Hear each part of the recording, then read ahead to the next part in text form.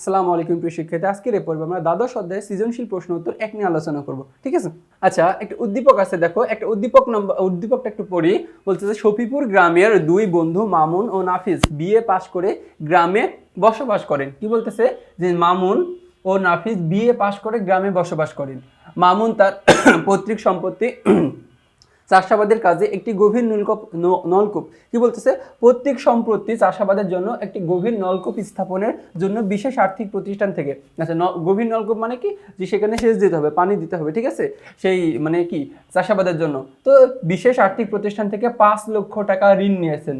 মামুনের নলকূপের পানি দিয়ে গ্রামের কৃষকরা চাষাবাদ করে অধিক ফসল উৎপাদন করতে পারছেন।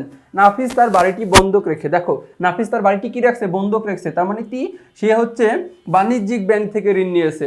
বন্ধক রেখে 20 লক্ষ টাকা নিয়ে একটি পোশাক তৈরি কারখানা দিয়েছেন। নাফিজের কারখানায় গ্রামের 100 জন শ্রমিক কাজ করছে। নাফিজের কারখানায় উৎপাদিত পোশাক বিদেশে রপ্তানি হচ্ছে, তার মানে তিনি একজন উদ্যোক্তা হয়েছেন। ঠিক আছে, গ্রামের বেকার যুবকরা নাফিজের কারখানায় কাজ করে কি দারিদ্র্য বিমোচনে ভূমিকা রাখছেন। মূলত প্রথমে দেখো এই যে শফিপুর গ্রামের দুই বন্ধু, মামুনের ক্ষেত্রে বলি, মামুন একটি বিশেষ আর্থিক প্রতিষ্ঠান থেকে 5 লক্ষ টাকা ঋণ নিয়েছেন। কিসের জন্য? কৃষি কাজের চাষাবাদের জন্য।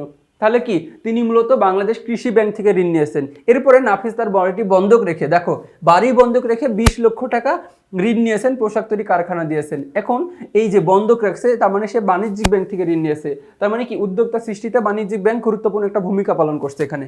এরপরে আমাদের ক নম্বর প্রশ্নটা একটু দেখি।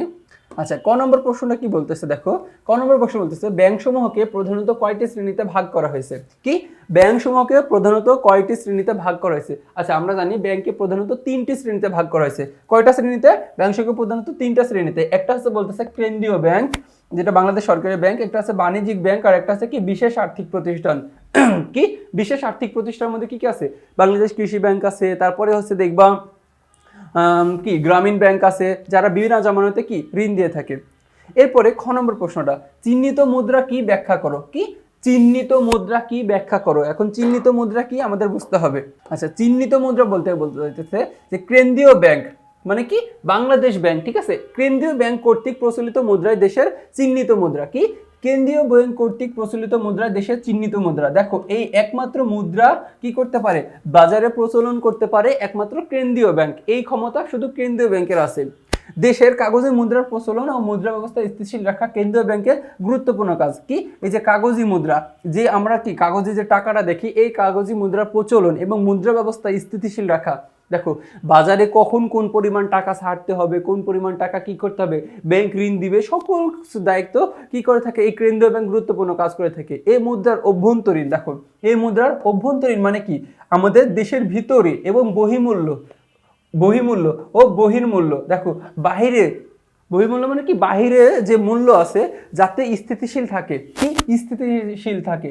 এখন দেখো হঠাৎ করে মুদ্রার মান যদি কমে যায় তাহলে আমরা বলতেছি কি মুদ্রাস্ফীতি দেখা যাইতেছে।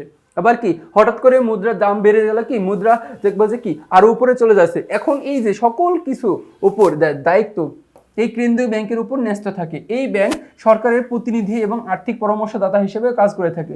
মূলত এই কেন্দ্রীয় ব্যাংক হচ্ছে একটা দেশের সরকারের ব্যাংক। মনে করো বাংলাদেশের কেন্দ্রীয় ব্যাংক হচ্ছে কি বাংলাদেশ ব্যাংক নামে পরিচিত, সেটা বাংলাদেশ সরকারের ব্যাংক হিসেবে পরিচিত এবং বাংলাদেশ সরকারের জন্য কাজ করে থাকে এবং সরকারের প্রতিনিধি এবং আর্থিক পরামর্শদাতা হিসেবেও কাজ করে থাকে। এরপরে গ নম্বর কোশ্চেনটা আমরা দেখি।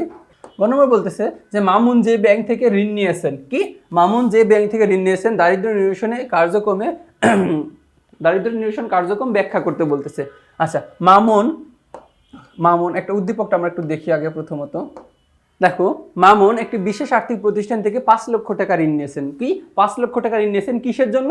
কৃষিকাজে চাষাবাদ করার জন্য। দেখো এই যে কৃষকরা চাষাবাদ করে কি সফল উৎপাদন করতে পারছেন, তার মানে কি আর্থিক প্রতিষ্ঠান থেকে 5 লক্ষ কি এই যে চাষাবাদ কাজের জন্য। এখন তার এই ঋণটা এখন বলতেছে যে বিশেষ আর্থিক প্রতিষ্ঠান, যে মামুন যে ব্যাংক থেকে ঋণ নিয়েছে দারিদ্র্য নিরসনে এর কার্যক্রম ব্যাখ্যা করতে বলতেছে।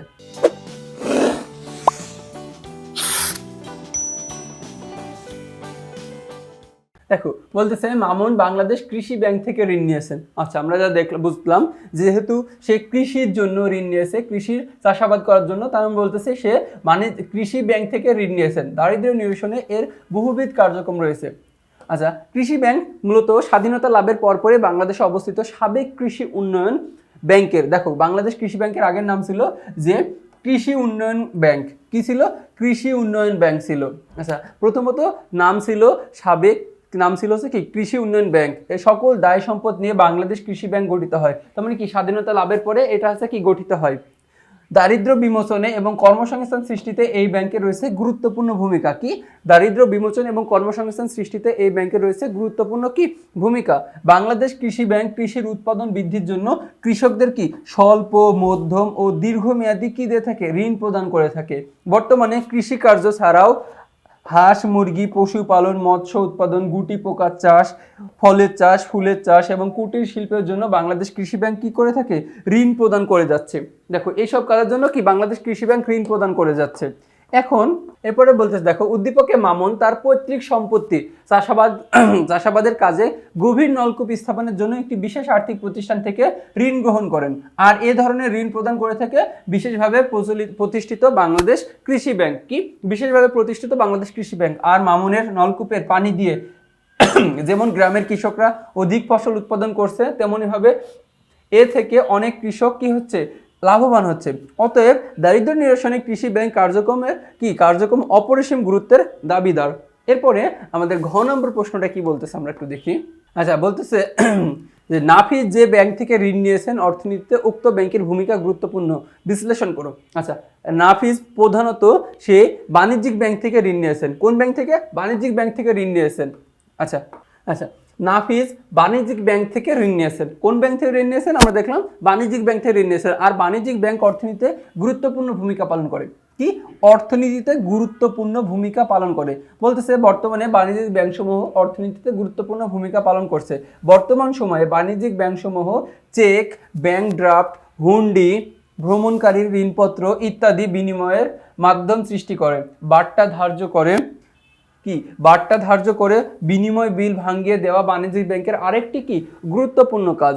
বাণিজ্যিক ব্যাংক নিরাপদে এবং দ্রুত টাকা স্থানান্তর করে। এসব bank cheque, bank draft, pay order, ভ্রমণকারীর চেক, টেলিগ্রাফির ট্রান্সফার প্রভৃতি উপায়ে এক স্থান থেকে অন্য স্থানে অর্থ প্রেরণে জনগণকে কি করে? সহায়তা প্রদান করতেছে।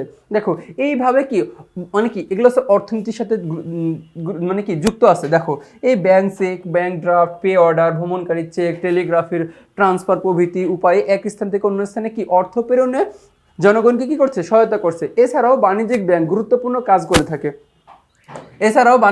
বিভিন্ন গুরুত্বপূর্ণ কি করে থাকে? কাজ করে থাকে।